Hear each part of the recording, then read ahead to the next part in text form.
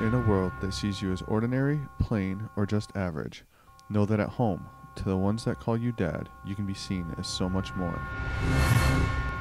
Even like a superhero. This is Ordinary Dad.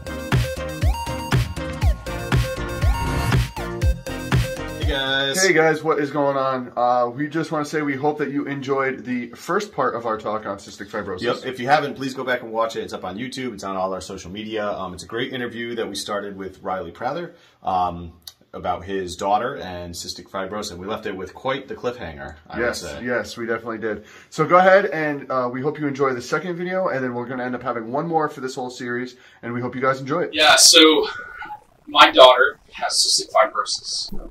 And how that whole thing shook down was at our local hospital, they do a screening, blood screening on every month, right? So they draw their blood and they basically screen for all kinds of stuff. And so we go into her second prenatal appointment, and the doctor basically said, hey, I don't know if anybody told you, but you are speaking to my wife, you are a carrier genetically for cystic fibrosis. And so they said, we actually, you can do this if you want, we actually recommend that your husband get his blood work done. Because if he's not a carrier, you don't have anything to worry about.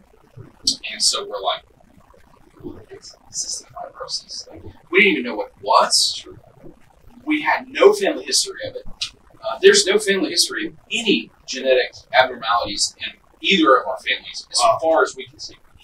Like, and I even went back and said, okay, on my mom's side, was there like a cousin somewhere we didn't know about? Like, you know, all this different stuff. And like, we found nothing.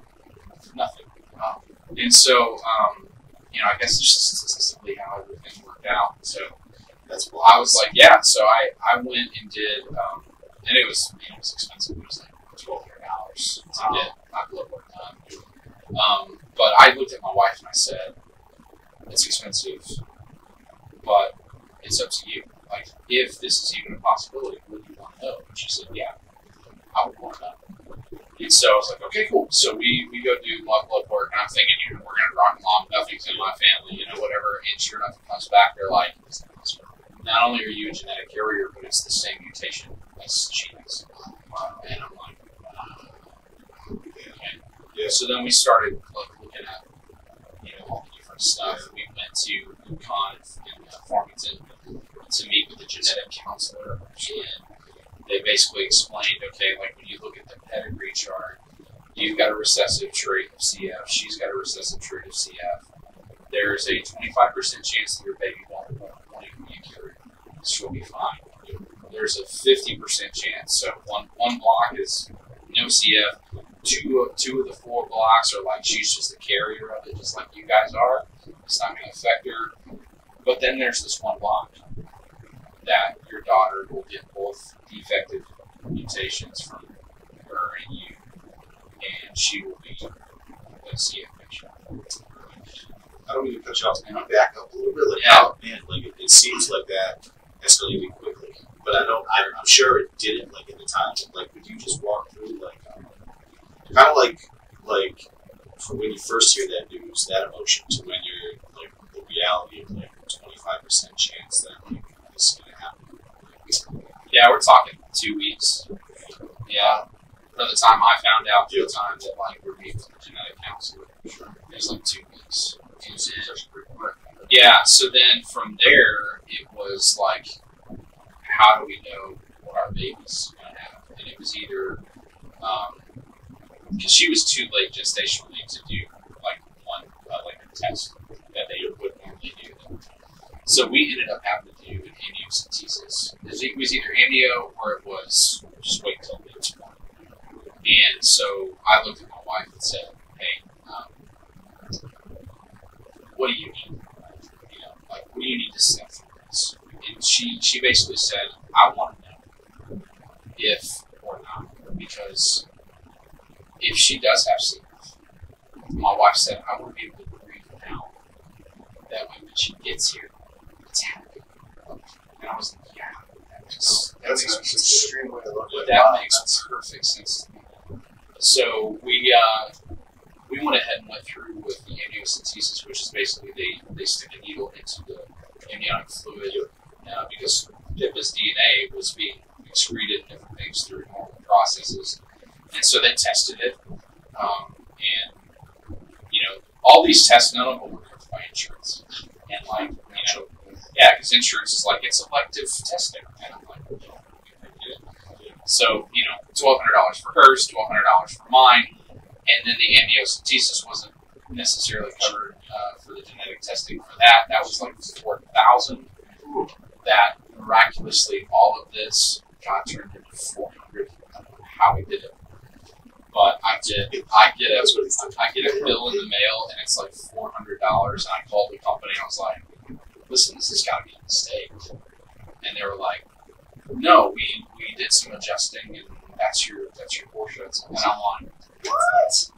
So it was nuts. It was an amazing testimony. God knew he was going to do it.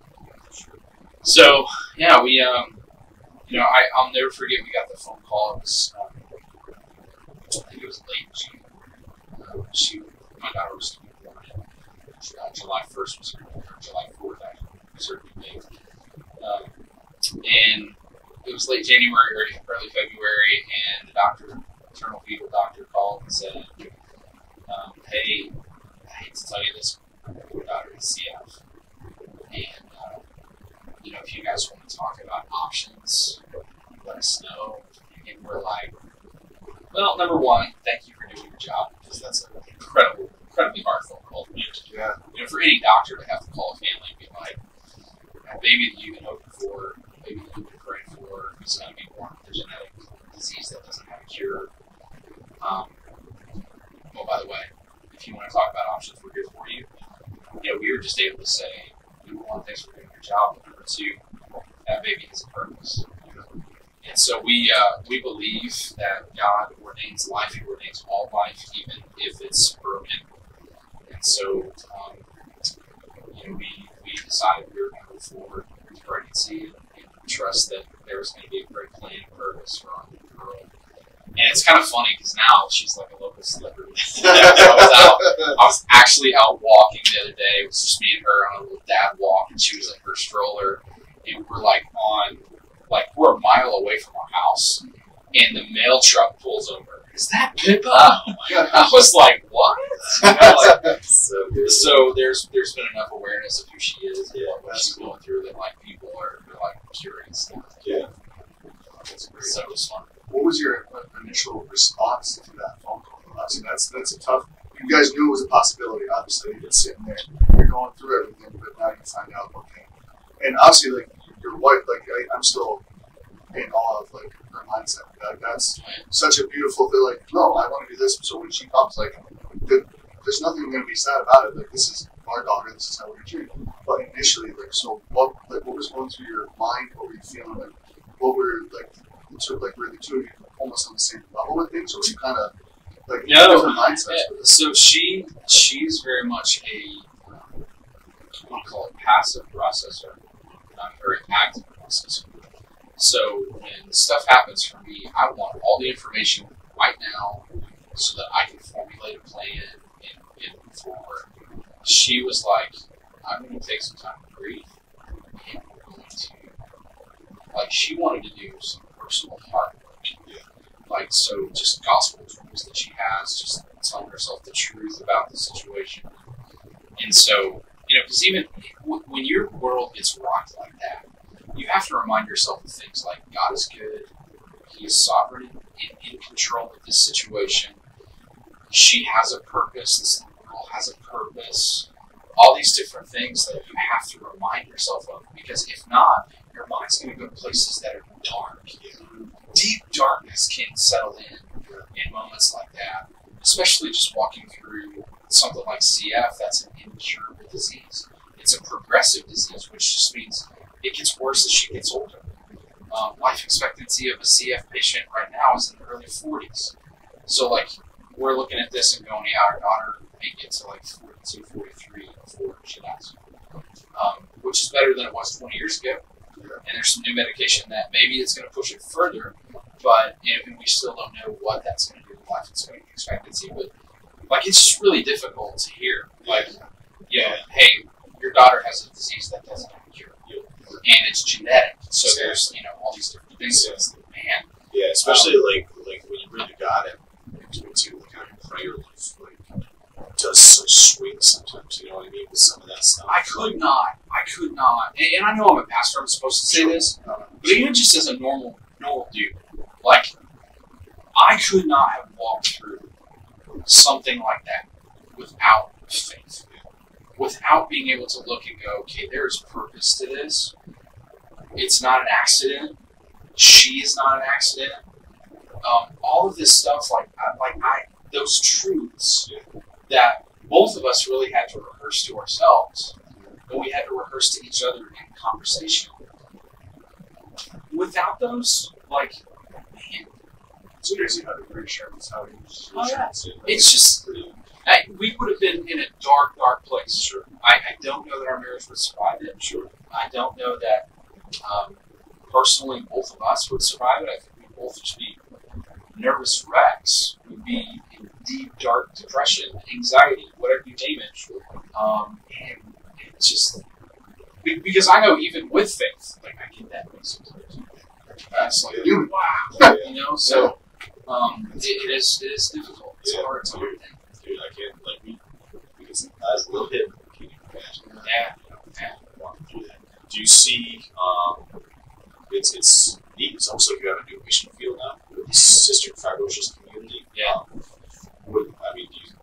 What's your role, like, kind of, what do you see as so we jumped in real fast. The CF community, I'm learning, and I did learn very quickly. Like, as soon as we got the diagnosis, we found out there's another person in our town that has a daughter that's at Woodstock Academy that has CF. There's a family down in Stonington. Actually, they live in the Jersey City area now. They've got a kid that has the same mutations that Pippa does. There's another little girl in Eastern Connecticut, and so these families all reached out like that and said, "Hey, we've heard that young girls going to cancer, and we're sorry, but we're examples that there's hope. Like, your kid can have a normal life because of these things that you're going through." So that was the community. The CF community it's incredibly diverse.